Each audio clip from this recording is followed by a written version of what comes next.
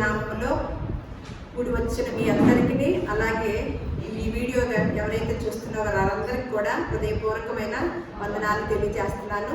ఈ మధ్యకాలంలో జరిగిన విపత్తులన్నీ కూడా మనం చూస్తూ వస్తున్నాము. కేరళలో జరిగిన విధానాన్ని కనుక చూసినట్లయితే కొంతమంది పరిశోధకులు మానవ తప్పిదమే కారణం అని చెప్తూ ఉన్నారు. అవేంటంటే వారు ఆ కొండల్ని ఆ చెట్టుల్ని నరికేసేసి వాటి వల్ల నరికేయటం వల్ల అలాంటి వరదలు వస్తున్నాయని, అలాంటి ఇబ్బందులు జరుగుతున్నాయి. అంతకుముందు 6 సంవత్సరాల క్రితం కూడా ఇలాంటి సిచ్యువేషనే జరిగిందంట.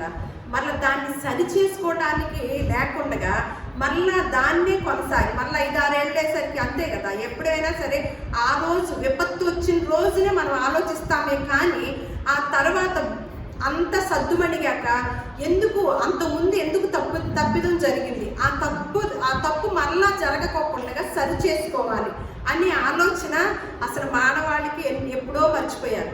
అలా మర్చిపోవటం వల్ల మళ్ళా 6 సంవత్సరాలకి మళ్ళీ ఈ వారంలో ఆ విపత్తు రావటం, వరదలు రావటం, ఎంతోమంది వేల మంది ప్రాణాలు పోవటం జరుగుతుంది.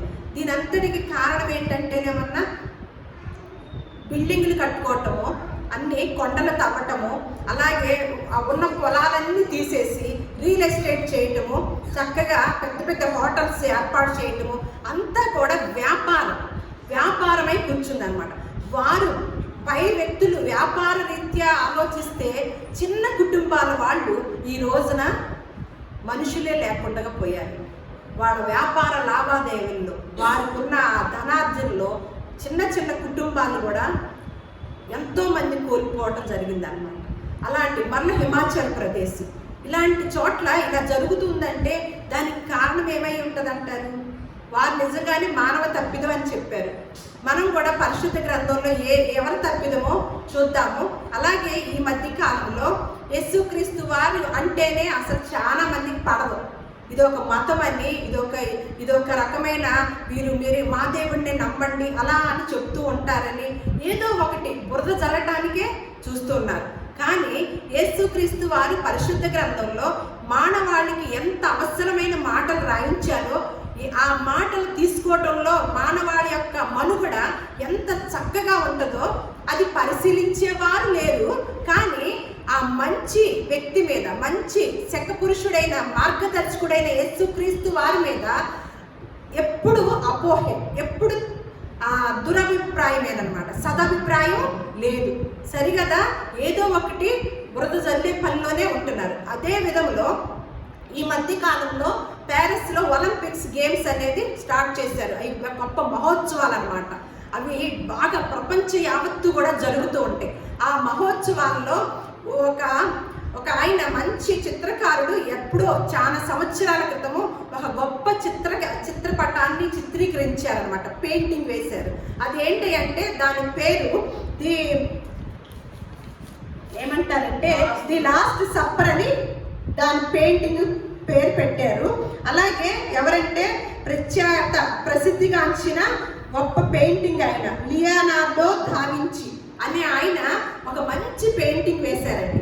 ఆ పెయింటింగ్ ప్రపంచ యావత్తు కూడా గొప్ప పేరుని ప్రఖ్యాతులు తీసుకొచ్చింది అనమాట. గొప్ప వాళ్ళ ఇళ్లలో డైనింగ్ హాల్లో ఆ పెయింటింగ్ని, చిత్రపటాన్ని ఎంతో ఖరీదు పెట్టి కొనుక్కొని దాన్ని పెడతారు హాల్లో, డైనింగ్ హాల్లో. భోజనం సంబంధించిన చిత్రపటం అనమాట. దాని యొక్క వివరణ ఏంటంటే యేసుక్రీస్తు వారు చివరి రాత్రి భోజనం అనమాట. చివరి రాత్రి రోజున తెల్లారి ఆయన శిలువ మరణానికి వెళ్ళాల్సిన సమయంలో ఆ రాత్రి శిష్యులందరినీ కూడా కూర్చోబెట్టి ఆ భోజనం అంటే రొట్టె ద్రాక్షరసాన్ని పెట్టి శిష్యులందరికీ కూడా వీడ్కోలు చెప్తూ ఉంటాడనమాట. జాగ్రత్తలు చెప్తూ ఆ విందుని వాళ్ళు ఏర్పాటు చేసుకోవడం జరిగింది. దానిని ఈ చిత్రకారుడు చక్కగా పెయింటింగ్ చేశాడనమాట. మధ్యలో యేసుక్రీస్తు వారు ఉంటారు, అటుపక్క ఇటుపక్క అందరూ కూడా శిష్యులు, 12 మంది శిష్యులు ఉంటారనమాట. ఎదురు టేబుల్ మీద చక్కగా రొట్టె ద్రాక్షరసం ఉంటాయి. అలా ఆ చక్కని ఆ చిత్రపటాన్ని ఉంటది కదా. ఈ ఒలింపిక్స్ గేమ్స్ స్టార్ట్ చేసేవాళ్ళు వాళ్ళ పనులు వాళ్ళు చేసుకోవాలి కదా. ఎప్పుడు చెప్తున్నాను కదా, నిజాన్ని సత్యాన్ని నమ్మని ప్రజలు ఎక్కువైపోతున్నారు అనమాట. ప్రజలకు ఏం కావాలంటే అబద్ధాలు కావాలి, అసత్యాలు కావాలి. అవనుకోండి తొందరగా రీచ్ అయిపోతాయి. మనం మంచి మాటలు చెప్తున్నాం, ఎంతమంది చూస్తున్నారు? ఎందుకు? మీరు ఎంతమందికి పంపిస్తున్నారు చూడండి ఒకసారి. అదే ఏదన్నా మాట విన్నారనుకోండి, ఎంతమందికి పాస్ చేస్తాము? మనకు దరిదాపులు ఇరుగు పొరుగు ఎవరైతే ఉన్నారో వాళ్ళందరి చెవుల్లో వేస్తాం కదా. మంచి మాట. మన దగ్గర నుంచి ప్రపంచంలో ఉన్న ప్రతి మనిషి స్వభావం ఏంటంటే అసత్యాన్ని నమ్ముతారు, సత్యాన్ని నమ్మరు, దాన్ని ప్రచారం కూడా చేయలేరు, దాన్ని TV9 కన్నా ఎక్కువగా కూడా పంపించలేరు అన్నమాట. అసత్యం అయితే అసలు BBC న్యూస్ ఏంటి, TV9 ఏంటి, TV5 ఏంటి, వాటిని మించిన దూరంలో వెళ్ళిపోతాయి అన్నమాట మన నోటి మాటలు. అలా ఉన్నప్పుడు ఏం చేస్తున్నారు వీళ్ళు? ఆ యొక్క చిత్రపటాన్ని ఎగతాళిగా చిత్రీకరించారంట. ఎగతాళిగా చిత్రీకరించి మధ్యలో యేసుక్రీస్తు వారు ఉంటారు కదా, ఆ యేసుక్రీస్తు వారి స్థానంలో ఒక లావుగా ఉన్న ఒక అమ్మాయిని, ఆడమ్మాయిని కూర్చోబెట్టి ఆ అమ్మాయికి కిరీటం పెట్టి అశ్లీలంగా దుస్తులు వేసి పక్కన జోకర్లు పెట్టి అసలు అశ్లీలంగాను జోకుగా ఎగతాళిగా ఆ చిత్రపటాన్ని వేసి అందరూ నవ్వుకున్నారంటండి. అందరూ ఓ గంతులు వేసుకున్నారంట. వెంటనే ఆ రోజు రాత్రి ప్యారిస్ అంతా కూడా కరెంటు పోయిందంట. ఇక అప్పటి నుంచి మొదలెట్టారంట, అమ్మో సారీ క్షమించండి అమ్మో అని భయపడిపోయారంట. అయితే అలా ఒక న్యూస్ అన్నమాట ఇది. బయట ఉన్న ఇట్లాంటి విపత్తులు వస్తాయి, సత్యం విషయంలోనే ఇలాంటి ఎగతాళిలు వస్తాయి. అందుకని గలతీయులకు రాసిన పత్రిక 6వ అధ్యాయం 6వ వచనంలో ఉంటుంది, మోసపోకడి, దేవుడు వెక్కిరింపబడడు. జాగ్రత్త. దేవుడు ఎక్కిరింపబడతాడా? ఎగతాళి చేస్తే ఆ ఎగతాళికి పాత్రుడు అవుతాడా? అందుకని ఆ మాట 2000 సంవత్సరాల క్రితం రాసి ఉంచారనమాట. ఏమని? మోసపోకండి, దేవుడు వెక్కిరింపబడు. మనుషుడు ఏ పంట కోస్తాడో, ఏ విత్తనం విత్తుతాడో ఆ పంటనే కోస్తాడు. మనం ఏ విత్తనం, చెడు అని విత్తనం వేసామా చెడు పంటనే కోస్తాం, మంచి అనే విత్తనం వేసామా మంచి పంటనే కోస్తాం. అందుకని ఆ మాటను గుర్తు చేసుకున్నారనమాట. అప్పుడున్న ఆ మాట అన్న తర్వాత అక్కడ ఉన్న క్రైస్తవులు. అలాగే మళ్ళీ ఈ మధ్య న్యూస్ అనమాట ఏంటంటే, మొన్న 30వ తారీఖు జూలై 30వ తారీఖు ముత్తులక్ష్మి రెడ్డి జయంతి అని ఒక ఆర్టికల్ రాశారనమాట. ఒక ఆయన దేవరాజు అనే ఆయన రాశారు. అయితే సనాతన ధర్మశాస్త్రాల గురించి, దానిలో ఉన్న విధానాన్ని గురించి ఏమనంటే, సనాతన ధర్మశాస్త్రాల్లో ఉందని నిమ్మ వర్గాల బాలికలకు దేవుడితో పెళ్లి జరిపించి వాళ్ళని వేశ్యలుగా మార్చి సమాజమంతా వాడుకునేది వారినే దేవదాసీలు అనేవారంట. ఆ దేవదాసీల వయసు 40 దాటగానే వారిని వేలం వేసేవారంట. వారిని వేలం పాటలో గెలుచుకొని తీసుకొని పోయిన వారు వారిని ఇంటి పనులకు, వ్యవసాయ పనులకి ఇతరత్రా వాడుకునేవారంట. ఇలాంటి నికృష్ట వ్యవస్థను సనాతన ధర్మం పేరుతో మనువాదులు ఈ దేశంలో 1000 సంవత్సరాలు కొనసాగించారంట. సనాతన ధర్మంలో ఉందంటండి. వయసులో ఉన్నంత కాలం ఏమన్నా దేవదాసిలాగా ఊరు అంతా వాడుకుంటారంట. అసలు చూడండి, ఏమనంట, దేవుడితో పెళ్లి జరిపించి, అసలు ఏం ఆలోచనలండి, ఏం ఆలోచనది? ఒక ఆడకూతుర్ని ఒక కులానికి సంబంధించిన అమ్మాయిని తీసుకొచ్చి దేవుడితో పెళ్లి అని జరిపించి వారిని 40 సంవత్సరాల వరకు కూడా ఊరు అంతా కూడా వాడుకొని, తర్వాత 40 సంవత్సరాల అయ్యాక వేలం పాట పెట్టి ఆ వేలంలో ఎవరైతే కొనుక్కుంటారో ఆ కొనుక్కున్న వారు ఆ ఇంటికి తీసుకెళ్ళి ఆ మనిషి చేత పెట్టి చాకరీ చేయించుకోవడం. ఇది ఎందులో, ఏ శాస్త్రంలో ఉందండి? సనాతన ధర్మశాస్త్రంలో ఉంది. అలాంటప్పుడు ఒక వ్యక్తి పూనుకున్నారనమాట. ఎవరంటే ముత్తులక్ష్మి రెడ్డి గారు. ఏమని చేస్తున్నారంటే, 1947 అక్టోబర్ 8న మద్రాసు అసెంబ్లీలో సభ్యులు ఉన్నారంట. వాళ్ళలో రామస్వామి రెడ్డి గారు, ముత్తులక్ష్మి రెడ్డి దేవదాసి నిర్మూలన చట్టం కోసం ఒక తీర్మానం ప్రవేశపెట్టారంట. అంతే, సభలో గందరగోళం జరిగిందంట. సనాతనవాదులు తీవ్రంగా వ్యతిరేకించారంట. ఈవిడ ప్రవేశపెట్టగానే సనాతనవాదులంట తీవ్రంగా వ్యతిరేకించారంట. ఆ రోజు సభ ముగిసిన తర్వాత సాయంత్రం పెరియారి రామస్వామి దగ్గరికి ముత్తులక్ష్మి రెడ్డి వెళ్ళి సలహా అడిగారంట. ఆయన ఆలోచించి కొన్ని సూచనలు చేశారు. మరునాడు మళ్ళా 9న ప్రారంభం కాగానే సభ సత్యమూర్తి అయ్యర్ చర్చ మొదలెట్టారు. దేవదాసీలంటే సనాతన ధర్మం ప్రకారం శాస్త్రయుక్తంగా దేవాలయాలలో ఏర్పాటు చేయబడ్డ పరిచారకులు. వారు నేరుగా దైవ సేవకులు అన్నమాట. వారు చేసే పవిత్ర కార్యాలను బట్టి వారు భగవంతుని కృపకు పాత్రులు అవుతారు. ఏమన్నా ఉందండి అర్థము? నేను చదివేది గమనించుతూ ఉండండి. వారికి భోగభాగ్యాలు లభిస్తాయి అంటూ శాస్త్ర నియమాలన్నిటిని కూడా ఉల్లంఘిస్తూ సత్యమూర్తి సుదీర్ఘ ప్రసంగం చేశారంట. ఈవిడ వద్దని ప్రవేశపెట్టింది కదా, ఒక వ్యక్తి ఇలాంటివన్నీ కూడా చెప్పడం జరిగిందంట. అప్పుడు మిగతా వారు కొందరు ఆయన బాడీలోనే మాట్లాడారంట. మిగతా వారు కొందరు అంతా అయ్యాక ముద్దులక్ష్మిరెడ్డి లేచి ఇలా అన్నారంట, అయ్యర్ గారు చెప్పిన శాస్త్ర విషయాలన్నిటితోనూ నేను ఏకీభవిస్తున్నాను. ఇన్ని వందల సంవత్సరాల నుండి మేము చేస్తూ వచ్చిన సేవలకు మాకు అందిన దైవ కృప చాలు. అందుకున్న భోగభాగ్యాలు కూడా మాకు సరిపోయాయి. ఇటువంటి పనులు అంటే దేవదాసీలు వృత్తి చేయటం వల్ల దేవుడు ఆశీస్సులు లభిస్తాయని నమ్మేవారు, సనాతన ధర్మాన్ని గౌరవించాలని అనుకునేవారు నిరభ్యంతరంగా వారి ఇంటి ఆడవారిని స్వచ్ఛందంగా దేవదాసీలుగా మార్చుకోవచ్చు. మాకైతే అభ్యంతరం లేదు. అయితే మా నిమ్మ వర్గాల మహిళలంతా ఈ వృత్తిని తిరస్కరిస్తున్నాం అని ముగించారంటండి. ఆవిడ సనాతన ధర్మం గురించి ఉపన్యాసాలు ఇచ్చిన వారి నోళ్ళంట మూతపడ్డాయంట. దొంగకు తేలుకుట్టినట్టు కిక్కురు మనకుండగా కూర్చున్నారంట. అప్పుడు అసెంబ్లీలో దేవదాసి నిర్మూలన చట్టాన్ని ఆమోదించారంటండి. అవన్నీ దేవదాసి నిర్మూలన చట్టంతో రద్దయ్యాయంట. ఇవన్నీ కూడా దేవదాసి వ్యవస్థ ఒక్కో ప్రాంతంలో ఒక్కో పేరుతో పిలువబడింది. అలాంటిదంతా కూడా రద్దు చేశారంట. ఇది చదివింది ఎందులో ఉందని చదివామండి? సనాతన ధర్మశాస్త్రంలో. అలాగే దీన్ని నిర్మూలన చేసింది ఎవరు? ముద్దులక్ష్మిరెడ్డి గారు. ఆవిడని జ్ఞాపకం ఉంచుకొని జూలై 30న ఆవిడ జయంతి సందర్భంగా ఈ యొక్క మాటలు రాయటం జరిగింది. మరి పరిశుద్ధ గ్రంథాన్ని అసత్య గ్రంథంగాను, అసత్యంగాను, అబద్ధంగాను అనేక మంది బురదజల్లేవారు గాను ఈ మార్గాన్ని ఇలాగా అనుకుంటున్నారు కదా. మరి ఈ గ్రంథంలో ఎప్పుడు రాసి ఉంచారో ఈ వ్యవస్థ గురించి చూద్దాం. ద్వితీయోపదేశకాండము 23వ అధ్యాయము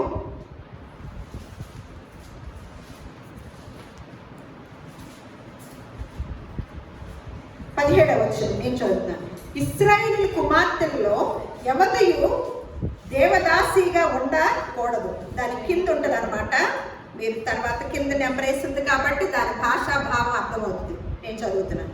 ఇశ్రాయేలు కుమార్తెల్లో ఎవతయు దేవదాసిగా ఉండకూడదు. ఇశ్రాయేలు కుమారుల్లో ఎవడును పురుషగామిగా ఉండకూడదు. ఎందుకంటే ఈ రెండును కూడా మీ దేవుడైన యెహోవాకి హేయములు. దేవుడికి ఇష్టం లేని విధానం ఏంటి? ఈ ధర్మశాస్త్రంలో మీ కుమార్తెలలో ఎవ్వరు కూడా దేవదాసిగా ఉండకూడదు. ఎప్పుడు రాశారండి ఈ మాటలు? ఎవరు తీసుకొచ్చారు ఈ నిర్మూలన చట్టం? ముద్దులక్ష్మి గారు తీసుకొచ్చారు. మరి ఏనాడు రాశారండి ఇది? అందరూ కూడా ఆమోదించారంట ఆ సభలో. ఇది ఏనాడు రాశారు? ఇలాంటిదంట ఏంటంట? దేవుడికి ఇష్టం లేని పని, ఇష్టం లేని కార్యక్రమం. దేవుని యొక్క ప్రేమ అన్నమాట. దేవుని యొక్క ప్రేమ. మరి ఆ సనాతన ధర్మశాస్త్రంలో ఏమి రాసి పెట్టించారు? ఒక స్త్రీని, ఒక బాలికను అలా దేవుడికి పెళ్లి చేసేసి వాళ్ళు ఆ ఊరంతా వాడుకొని ఆ 40 సంవత్సరాలు వచ్చాక ఏమన్నా ఆ కుటుంబంలో వేలం పాటలో పాడుకున్న వారు తన జీవితాంతం వెట్టి చాకరీ చేయించుకునే యొక్క సిద్ధాంతం. కానీ యేసుక్రీస్తు వారికి ముందే పూర్వమే రాసి పెట్టి ఉంచాడండి దేవుడు. దేవాది దేవుడు. దేవునికి మహిమ కలుగునుగాక. ఇట్లాంటివన్నీ చూస్తున్నప్పుడు మనకి ఏమనిపిస్తుందండి? ఈ సత్యాన్ని తెలుసుకోవడానికి ఈ మార్గాన్ని ఎన్నుకొని వచ్చాం కదా. ఈ సత్యం తెలుసుకొని ఇలాంటివన్నీ కూడా మనకి మంచిగా చెప్తాం. ఒక మనిషి మనం ఒక మంచి రుచిని చూసామనుకోండి, ఒక ఫ్రూట్నో ఒక కూరనో, దాన్ని ఎంతమంది తెలియజేస్తాం? రుచి చూశాను, నేను రుచి చూశాను కాబట్టి బాగుంది, మీరు కూడా తిని చూడండి అని చెప్తామా? ఖచ్చితంగా. ఒక్క రోజు తిని పడేసే, లోపలికి వెళ్ళిపోయి కిందకు వచ్చేసే ఒక రుచిని ఎంత ఇదిగా చెప్పినప్పుడు యెహోవా ఉత్తముడని రుచి చూచి తెలుసుకోండి అని లేఖనాల్లో ఉంటుంది అనమాట. ఇంత ఇయే కాదండి, ఇది ఒక్క మాటే నేను చెప్తున్నాను. మన సమయాన్ని, సందర్భాన్ని బట్టి ఇలాంటివి ఎన్ని మాటలు, ఎన్ని కట్టడాలు, ఎంత క్రమశిక్షణ కలిగిన జీవితానికి మనకి పనికి వచ్చే మాటల్లో దేవుడు రాయించాడు. మనం కేరళలో ఏం జరిగిందన్నాము? మానవ తప్పిదం. ఎందువల్ల అంట? న్యూస్లో మీరు వినండి, నేను చెప్పే మాటలన్నీ కూడా వాస్తవం అన్నమాట. చెట్లు కొట్టేయటం వల్ల, అడవులు నరికేయటం వల్ల, కొండల్ని కూల్చటం వల్ల, ఎన్నిటి వల్ల ఈ వరద బీభత్సం జరుగుతుంది. ఎంతో మంది ప్రాణాలు కోల్పోయారు. కానీ ఈ మాటలు దేవుడు ఎప్పుడు రాయించాడండి? ఏనాడో రాయించాడండి. ఆ విషయాలు కూడా రాయించాడు. ఒకసారి చూద్దాం. ద్వితీయోపదేశ కాండము 20వ అధ్యాయము 19వ వచనం. నీవు ఒక పురమున లోపరుచుకొనుటకు దాని మీద యుద్ధము చేయించు అనేక దినములు ముట్టడి వేయినప్పుడు దాని చెట్టు గొడ్డల చేత పాడు చేయకూడదు. వాటి పండ్లు తినవచ్చును కానీ వాటిని నరికి వేయకూడదు. నీవు వాటిని ముట్టడించుటకు పొలములోని చెట్లు నరుల, అట్టి చెట్లు నీవు కొట్టకూడదు అని చెప్పారు. ఎందుకు? మనం యుద్ధానికి వెళ్తారు కదా, యుద్ధానికి వెళ్ళినప్పుడు ఎవరి మీద యుద్ధానికి వెళ్తాం? చెట్ల మీద యుద్ధానికి వెళ్తాం, మనుషుల మీద యుద్ధానికి వెళ్తామా? ముట్టడి చేస్తాం. ఏటిని ముట్టడి చేస్తాము? వారి ప్రాంతాలన్నీ ముట్టడి చేసినప్పుడు ఏటిని పాడు చేయొద్దని చెప్తున్నాడండి దేవుడు. చెట్లను అసలు ముట్టవద్దు, పాడు చేయొద్దు అని చెప్తున్నాడు. వాటి పండ్లు తినండి. వాటిని ముట్టడి చేయడానికి అవి మనుషులా అని దేవాది దేవుడు చెప్తున్నాడు. ఎందుకంటే ఒరే పాపాత్ముడా, ఆ చెట్లు అయితే మీకే తెప్పలు అని దేవుడికి తెలుసు కాబట్టి ఎన్నో రకాలమైన భావాలతో చెప్తూ వచ్చాడండి. మళ్ళీ ఇంకొక చోట ప్రసంగి గ్రంథము 10వ అధ్యాయము 9వ వచనం. రాళ్ళు దొర్లించువాడు వాటి చేత గాయము నందును. ఏమి రాళ్ళు దొర్లిస్తున్నారండి? ఇప్పుడు కొండల్ని పిండి చేస్తున్నారు. అందుకని ఒక సామెత ఉంటుంది, కొండలనైనా పిండి చేయవచ్చు అని, కానీ హృదయాన్నంట మెత్తన చేయలేమంట.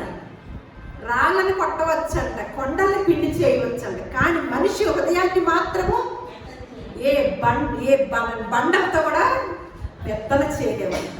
ఇక్కడ ఏమంటున్నాడు? రాళ్ళు దొర్లించువాడు వాటి చేత గాయమునందును, చెట్లు నరుకువాడు దాని వలన అపాయము తెచ్చుకొనును. సొలొమోను, జ్ఞాని అయిన సొలొమోను రాస్తున్న మాట అన్నమాట. చెట్లు నరుకువాడు దేని చేత అపాయం తెచ్చుకుంటాడంటండి? ఇప్పుడు ఏం తెచ్చుకున్నారు కేరళ ప్రజలు? చక్కని అందమైన ఆ ప్రకృతి విలయతాండం, ప్రకృతి కన్నెర్ర చేసిందండి. ఎవరి మీద తోస్తున్నాం? ప్రకృతి మీద తోస్తున్నాం. మన తప్పిదాన్ని ఆలోచించగా అదే చెప్తాం కదా. మన ఇంట్లో ఏదైనా జరిగితే ఎక్కడ చూస్తాము? చుట్టుపక్కల అంతా చూస్తాం, ముందు ఇల్లు చెప్పుకోం లోపల. అట్లాగే ఇర్మియా గ్రంథము 12వ అధ్యాయం 4వ వచనం. భూమి ఎన్నాళ్ళు దుఃఖింపవలెను, దేశమంతటిలోని గట్టి ఎన్నాళ్ళు ఎండిపోవలెను. అతడు మన అంతము చూడుడని దుష్టులు చెప్పుకొనుచుండగా దేశంలో నివసించు వారి చెడుతనము వలన జంతువులను పక్షులను సమస్య పొందుచున్నవి. చూసారా? మన చెడుతనం వలన ఏమేమి పోతాయి? మనుషులతో పాటు పక్షులు, జంతువులు కూడా సమస్య. ఒకప్పుడు పిచ్చుకలను చూసేవాళ్ళం నా చిన్నప్పుడు. ఇప్పుడు పిచ్చుకలు ఉన్నాయా? ఎక్కడన్నా కనపడితే మన పిల్లలకు చూపించడానికి, మన మనవాళ్ళకి చూపించడానికి మనం ఉన్నప్పుడు ఎక్కడో అరుదు, అంతే. చక్కని గూళ్ళు పెట్టుకొని ఎంత చక్కగా ఉండేయోనండి. ఇప్పుడు చూసారు ఎందుకు? సెల్ టవర్స్ వల్ల ఏమవుతుంది? అవన్నీ కూడా చనిపోతాయి. మళ్ళీ ఇర్మియా గ్రంథము 12వ అధ్యాయము 12వ వచనం. పాడు చేయి వారు అరణ్యమందలి చెట్లు లేని మెట్టలన్నిటి మీదకి వచ్చుచున్నారు. దేశం యొక్క ఈ కొన నుండి ఆ కొన వరకు యెహోవా ఖడ్గము తిరుగుచు హతము చేయుచున్నది. శరీరులకు క్షేమమేమియో లేదు. తెలుసా? శరీరులకు ఎప్పుడు కూడా క్షేమం ఉండదు. ఎందుకంటే ఎవరు చేస్తున్నారు ఈ పనులన్నీ? మనుషులు చేస్తున్నారు. కాబట్టి ఆయన ఖడ్గం ఎటు తిరుగుతుందంట? ఎక్కడెక్కడ తిరుగుతుందంట? యెహోవా ఖడ్గము తిరుగుచు దేశము యొక్క ఈ కొన నుండి ఆ కొన వరకు యెహోవా ఖడ్గము తిరుగుచు హతము చేయుచున్నది, శరీరులకు క్షేమము లేకుండా పోయిందనమాట. ఇర్మియా గ్రంథము 2వ అధ్యాయము 19వ వచనం. నీ దేవుడైన యెహోవాను విసర్జించుటయు నీకు నా ఎడల భయభక్తుల లేకుండాటయు బాధకును శ్రమకును కారణమవునని నీవు తెలుసుకొని గ్రహించినట్లు నీ చెడుతనము నిన్ను శిక్షింతును, నీవు చేసిన ద్రోహము నిన్ను గద్దించునని ప్రభువుకు సైన్యములకు అధిపతియగు యెహోవా, ప్రభువును సైన్యములకు అధిపతియగు యెహోవా సెలవిస్తున్నాడంట. మళ్ళా కీర్తన గ్రంథము 7వ అధ్యాయము 15వ వచనం. వాడు గుంట త్రవ్వి దానిని లోతు చేసి ఉన్నాడు, తాను త్రవ్విన గుంటలో తానే పడిపోయాడు. వాడు తలంచిన చేటు వాని నెత్తి మీదకే వచ్చును, వాడు యోచించిన బలత్కారము వాడి నెత్తి మీదనే పడును. ఏంటంటండి ఇక్కడ చూడండి, వాడు గుంట తవ్వి దానిని లోతు చేసి ఉన్నాడు, తాను తవ్విన గుంటలో తానే పడిపోయాడు. వాడు తలంచిన చేటు వారి నెత్తి మీదకే వచ్చును, వాడు యోచించిన బలత్కారము వాడి నెత్తి మీదనే పడునంట. అసలు ఎన్ని మాటలు రాయించారండి. ఇవన్నీ మనుషుల్ని ఏమైనా ఇబ్బంది పెట్టే విషయాలా? మన బిడ్డలకు ఎన్ని జాగ్రత్తలు చెప్తాము. ఇదిగో నాన్న, మా అమ్మమ్మలు తాతయ్యలు ఎన్ని చెప్తారు వాళ్ళ అనుభవాల నుంచి. అంతకన్నా గొప్పగా రాయించిన మాటలు అన్నమాట, అంతకన్నా గొప్పగా. చివరిగా ఈ మాట ఇర్మియా గ్రంథం 23వ అధ్యాయము 19వ వచనము 20వ వచనం. ఇదిగో యెహోవా యొక్క మహోగ్రతయను పెనుగాలి బయలు వెళ్ళుచున్నది, అది భీకరమైన పెనుగాలి, అది దుష్టుల తల మీదకి పెళ్ళున దిగులు, తన కార్యమును సఫలపరచు వరకును తమ హృదయాలోచనలు నెరవేరు వరకును యెహోవా కోపము చల్లారదు. అంత్య దినములలో ఈ సంగతి మీకు బాగుగానే గ్రహించాలి. జాగ్రత్త, అంత్య దినములలో ఈ సంగతి మీరు బాగుగా గ్రహిస్తారు. గ్రహించిన ఏం ఉపయోగం అండి? గ్రహించిన ఉపయోగం ఉంటుందా? ఏం చేస్తున్నాడంట? యెహోవా యొక్క మహోగ్రతయను పెనుగాలి బయలు వెళ్ళుచున్నదంట, అది భీకరమైన పెనుగాలి, అది దుష్టుల తల మీదకి పెళ్ళిన దిగులు, తన కార్యమును సఫలపరచు వరకును తమ హృదయాలోచనలు నెరవేర్చు వరకును యెహోవా కోపము చల్లారదు. అంత్య దినములలో ఈ సంగతి మీరు బాగుగా గ్రహించేదరు. అట్లాగే ఇంకొక విషయం చెప్పుకొని మనం ముగించుదాము. ఒక విషయం చెప్పుకొని, ఒక జపాన్కి చెందిన శాస్త్రవేత్త అంట ఒక ప్రయోగం చేశారంట. ఆ ప్రయోగం ఏంటంటే 2 వాటర్ బాటిల్స్ పెట్టి ఉంచారంట. 2 బాటిల్స్లో నీళ్ళని నింపి ఒక బాటిల్తో అంత పాజిటివ్ మాటలే మాట్లాడుతూ వచ్చాడంట. ఒక బాటిల్తో అంత పాజిటివే మాట్లాడుతూ వచ్చాడంట. ఒక బాటిల్తో అంత నెగటివ్ మాటలే మాట్లాడుతూ వచ్చాడంట. అయ్యాక ఆ రెండింటిని చూశారంట. అదే ఏంటి, దేంతో చూస్తారు? మైక్రోస్కోప్తో చూశారంట. అయితే నెగిటివ్గా మాట్లాడాడే, నువ్వు మంచోడు కాదు, నువ్వు మంచిదానివి కాదు, నీకు ఎప్పుడు ఇంతే, నీది ఎప్పుడు దరిద్రమే, నీకు అసలు ఇక కలవు, నువ్వు అసలు పైకి రావు, ఇలా అంటూ వచ్చాడంట. ఒక దానితోనే ఉన్నా నువ్వు చాలా మంచిదాన్ని, నీకు థ్యాంక్స్, నీకు ఇది అది కృతజ్ఞతా భావంతో మాట్లాడాడంట. ఈ నెగిటివ్ మాట్లాడిన ఆ మైక్రోస్కోప్తో చూసినప్పుడు అది ఆ నీరంతా కూడా కొంచెం వేరేగా కనపడిందంట, కొంచెం చిందరవందరగా కనపడిందంట, కొంచెం అంటే అగ్లీగాను కొంచెం ఫ్రెష్గా లేదంట. తర్వాత 2వ బాటిల్ పాజిటివ్ మాట్లాడి చూడండి, ఆ బాటిల్ అంతా అసలు మంచి అందమైన క్రిస్టల్స్ తయారయ్యి అవి చూడటానికి కూడా అందంగా ఉన్నాయంట. ఆయన చాలా ఆశ్చర్యపోయి దానికి ఏమని చెప్పారంటే, నీటికి జ్ఞాపక శక్తి ఉంది అని చెప్పారంట. నీటికి జ్ఞాపక శక్తి ఉందని నీటికి జ్ఞాపక శక్తి ఉందని చెప్పారంట. మన శరీరంలో కూడా 4 వంతులు 4గా ఉంటే 3 వంతులు నీరే, 1 వంతే మన శరీరం. భూమి కూడా ఎలా ఉందని చెప్పాం, భూమిలో కూడా 3 వంతులు నీరు, 1 వంతు భూమి కదా. మన శరీరంలో కూడా 3 వంతులు నీరు, 1 వంతు. అందుకని మన శరీరంతో ఏం మాట్లాడుకుంటే, ఏం ఎక్కువ పాస్ అయితే అవే కనపడతాయి. ఎందుకంటే ఆ నీటికి ఏముందని చెప్పాడు, జ్ఞాపక శక్తి ఉందంట. నువ్వు చెడు చెడు చెడు అనుకుంటావా, లేకపోతే ఆళ్ళ మీద ఏళ్ళ మీద ఆళ్ళ మీద ఏళ్ళ మీద లోపలికి వేసుకుంటావా, ఏం పాస్ అవుతాయి, నెగిటివే పాస్ అయిపోయి ఆ 3 వంతులు కూడా నెగిటివ్తో నిండిపోద్ది అనమాట. లేదు వాళ్ళు మంచోళ్ళే, నేను మంచిదాన్ని, వాళ్ళు అంతే కదా, ఎందుకు మనం పోనీలే లేదు వాళ్ళకి కృతజ్ఞతగా ఉందాము, వారు చేసిన మేలు మర్చిపోవద్దు, ఇలా థ్యాంక్స్ చెప్దాము, ఇలా మంచిగా ఉందాము, మంచి ఆలోచనతో ఉందాము, వాళ్ళని కూడా మంచిగా ఉంచుదాము, మనం మంచిగా ఉందాం, ఇలా అనుకుంటూ ఉన్నాం అనుకోండి, ఏం పాస్ అవుతుంది, మంచి పాస్ అవుతుంది అన్నమాట. ఈ విధానాన్ని ఆ వ్యక్తి జపాన్ శాస్త్రవేత్త తెలియజేశాడంట. ఇది కూడా ప్రపంచ న్యూస్, మన దగ్గరికి వచ్చే అన్ని సత్యాలన్నమాట. మనం ఎప్పుడైతే ఆ న్యూస్ వచ్చిందో వెంటనే ఏం చెప్పేదేంటి, ఏనాడో దేవుడు రాయించి ఉంచాడు కదా నీటికి జ్ఞాపక శక్తి ఉందని అని నేను వెంటనే బైబిల్ గ్రంథాన్ని దగ్గరికి వచ్చాను. ఈ పరిశుద్ధ గ్రంథం అంత గొప్ప గ్రంథం అంటే, అంత గొప్ప గ్రంథం. ఒకసారి యెహోషువ గ్రంథము త్వరగా తీసేది. యెహోషువ గ్రంథము 3వ అధ్యాయము 13వ వచనం నుంచి 16వ వచనం. సర్వలోకనాథుడగు యెహోవా నిబంధన మందసమును మోయు యాజకుల అరికాళ్ళు యోర్దాను నీళ్లు ముట్టగానే యోర్దాను నీళ్లు అనగా ఎగువ నుండి పారు నీళ్లు ఆపబడి ఏకరాశిగా నిలుచును. కోతకాలమంతయు యోర్దాను దాని గట్టినున్నన్నిటి మీద పొల్లి పారు. నిబంధన మందసమును మోయు యాజకులు జనులకు ముందుగా వెళ్ళగా యోర్దానును దాటుటకే జనులు తమ గుడారంలో నుండి బయలుదేరి.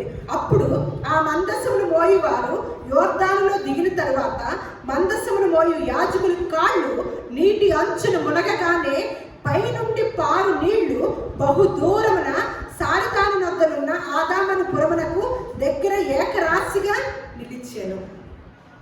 ఏ మాట చెప్పినండి, పాత నిబంధనలో చెప్తారు, క్రొత్త నిబంధనలో చెప్తారనమాట. మరలా మీకా గ్రంథము 1వ అధ్యాయం 2వ వచనం. సకల జనులారా ఆలకించుడి, భూమి నీవును నీలో ఉన్న సమస్తమును చెవియొగ్గి వినుడి. భూమి నీలో ఉన్న సమస్తం, భూమిలో ఉన్న సమస్తం ఏంటి, భూమి లోపల సమస్తంలో ఏముంది, ఇది ఒకటి నీరు కూడా ఉందన్నమాట. అంటే నీటికి ఏముంది, ఏం శక్తి ఉంది, వినే శక్తి, వినికిడి శక్తి ఉంది, జ్ఞాపక శక్తి ఉందన్నమాట, వినే శక్తి ఉంది. అందుకని దేవుడు ఎవరితో చెప్తున్నాడు, సకల జనులారా ఆలకించుడి, భూమి నీవును నీలో ఉన్న సమస్తమును చెవియొగ్గి వినుడి. మళ్ళీ యోహాను సువార్త 5వ అధ్యాయం 2-7 వచనాలు. నేను ఎప్పుడు చెప్తున్నాను కదా, మళ్ళా చెప్తున్నా, పాత నిబంధనలోనూ ఉంది, క్రొత్త నిబంధనలోనూ ఉంది, ఉంటాయి అన్నమాట. ప్రతి శాస్త్రము పరిశుద్ధ గ్రంథంలో ఉందండి. ఒకసారి యెరూషలేము గొర్రెల ద్వారం దగ్గర బెతస్దా అనబడిన ఒక కోనేరు కలదు, దానికి 5 మంటపములు కలవు. ఆయా సమయములకు దేవదూత కోనేటిలో దిగి నీళ్లు కదిలించుట కలదు. నీరు కదిలింపబడిన పిమ్మట మొదట ఎవడు దిగునో వాడు ఎట్టి వ్యాధి గలవాడైనను బాగుపడు. కనుక ఆ మంటపులలో రోగులు, గుడ్డివారు, కుంటివారు, మోసకాళ్ళు చేతులు గలవారు గుంపులుగా పడి ఉంది. అక్కడ 38 ఏళ్ల నుండి వ్యాధి గల ఒక మనుషుడు ఉండెను. యేసు వాడు పడి ఉండడం చూచి వాడు అప్పటికి బహుకాలం నుండి ఆ స్థితిలో ఉన్నాడని ఎరిగి స్వస్థత కోరుచున్నావా అని వాడిని అడగగా ఆ రోగి, అయ్యా, నీళ్లు కదిలింపబడినప్పుడు నన్ను కోనేటిలోనికి దించుటకు నాకు ఎవడనూ లేడు, కనుక నేను వచ్చినంతలో మరి ఒకడు నాకంటే ముందుగా దిగునని ఆయనకు ఉత్తరం ఇచ్చింది. 38 సంవత్సరాల నుంచి పడి ఉన్నాడు కదా, మరి ఎందుకని స్వస్థత రాలేదు అంటే కోనేరులోకి ముందు ఎవరు వెళతారో, బెతస్దా కోనేరులో ముందు ఎవరు వెళతారో వారికే స్వస్థత. మళ్ళీ రెండోసారి వెళితే నీళ్ళే కదా, మాయ మంత్రాలు చేసేయచ్చు, మాయం చేసేయచ్చు, కళ్ళు కప్పేయచ్చు, మనుషులైతే ఏం చేస్తాం, ఈ దారిని వెళ్ళమని ఒక లైన్ ఇస్తే మనం మెల్లగా కిందకు దూరిపోయి లైన్లోకి వెళ్ళిన వాళ్ళం కదా. అంటే మనుషుని కన్ను కప్పేసి ఎన్ని కుతంత్రాలు చేసేవాళ్ళము. మరి నీళ్ళ ఆషామాషియ, నీటికి ఏం పెట్టాడు దేవుడు? వినికిడి శక్తిని, జ్ఞాపక శక్తిని పెట్టాడు. అందుకని దాని యొక్క విధానం ఏంటంటే మొదట ఎవరు దిగుతారో వారు మాత్రమే స్వస్థత. అట్లా వీడు ఏమి లెగవలేనాడు కాబట్టి ఎన్ని సంవత్సరాలు దాకా ఉండవలసి వచ్చింది? 38 సంవత్సరాలు. అందుకని యేసుక్రీస్తు వారు వచ్చి నువ్వు స్వస్థపరచబడుతున్నావా అంటే, ఎవరయ్యా నన్ను తీసుకెళ్లే లోపల ఒకడు వెళ్ళిపోయి స్వస్థత పడతాను. ఇట్లా జరుగుతూ వచ్చింది 38 సంవత్సరాలు కూడా అని నాకంటే ముందుగా వెళుతున్నాడు అని తెలియజేశారు. పెద్దస్తా కోనేరుకి ఏముంది? వినికిడి శక్తి ఉంది, జ్ఞాపక శక్తి ఉంది. ఇక దాని యొక్క చట్టం అన్నమాట, దాని విధానం అది. కోనేరుకున్న విధానం, దేవుడు పెట్టిన విధానం. ఎవరో ఒక్కళ్ళే ముందు వెళ్ళిన వాళ్ళే స్వస్థత పొందాలి. అటువంటి విధానాన్ని పెట్టాడనమాట. అట్లాంటివి శాస్త్రాలు ఎన్ని ఉన్నాయోనండి. యేసుక్రీస్తు అంటే మతం కాదు, గొప్ప మార్గము. ఆ మార్గాన్ని పయనించే వాళ్ళకి, ఆ మార్గాన్ని అనుసరించే వారికి ఎన్ని విషయాలు తెలుస్తాయోనండి. భూలోకంలో నెమ్మదిగా జీవించడానికి ఒక గొప్ప కారణం అవుతుంది. దేవుని దయ ఉండి, దేవుడి యొక్క ప్రణాళికలో స్వర్గం ఉంటే ఆ స్వర్గానికి వెళ్ళే కూడా అవకాశం కూడా ఉంటదన్నమాట. ఈ మాటలు గనక ఎవరు పఠిస్తే వారు క్రమశిక్షణ కలిగిన జీవితం జీవించడానికి ఒక కారణమైంది. అంతేగాని అపోహలతోనూ అసత్యాలతోనూ బురద జల్లే విషయాల్లో యేసుక్రీస్తు వారిని, బైబిల్ గ్రంథాన్ని, క్రైస్తవుల్ని తీసుకోవటం బాగా పరిపాటైందనమాట. కానీ ప్యారిస్లో ఏం జరిగిందో విన్నాం. ఎప్పటికైనా సరే ఆయన మహోగ్రత అనే పెనుగాలి పెళ్ళున రాబోతుందంటే జాగ్రత్త. దేవుని యొక్క ఉగ్రతకు మాత్రము పాత్రులము ఎవరికి వారు అవ్వకూడదు. అటువంటి దేవుని యొక్క మార్గం ఏదైతే చెప్తుందో ఆయన మాటల్ని మీరు తీసుకుంటూ మన కుటుంబాల్లోనూ మన ప్రాంతాల్లోనూ జీవిస్తూ ఉంటే గొప్ప నెమ్మది, సంతోషము, ఆరోగ్యము, ఆనందము. ఎందుకంటే ఎన్నో విషయాలు రాయించి ఉంచాడనమాట. ఆ విషయాన్ని పరిశీలించి చదువుకున్న వారికి మాత్రమే తెలుస్తుంది పరిశుద్ధ గ్రంథం యొక్క గొప్పతనం. దేవుడు మిమ్మల్ని అందరినీ కూడా బహుగా దీవించునుగాక.